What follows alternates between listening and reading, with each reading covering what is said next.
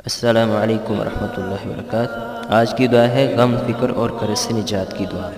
صحیح بخاری کی حدیث ہے، اللہ کے نبی علیہ السلام اکثر اللہ سے یہ دعا کیا کرتے: اللہم انی اعوذ بک من الہم والحزن والعجز والکسل والجبن والبخل وزلع الدین وغلبۃ الرجال۔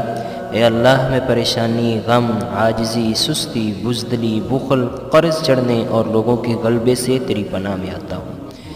جب اللہ کے نبی علیہ السلام اس دعا کا اہتمام کرتے تھے تو ہمارا حق زیادہ بنتا ہے کہ ہم اپنے آپ کو پریشانیوں، آفات سے، قرض سے محفوظ رکھنے کے لیے اس دعا کا اہتمام زیادہ کیا کریں۔ والسلام علیکم ورحمۃ اللہ وبرکاتہ۔ وفي الغروب نوره يهدي العصا. ربنا رب القلوب وهو علام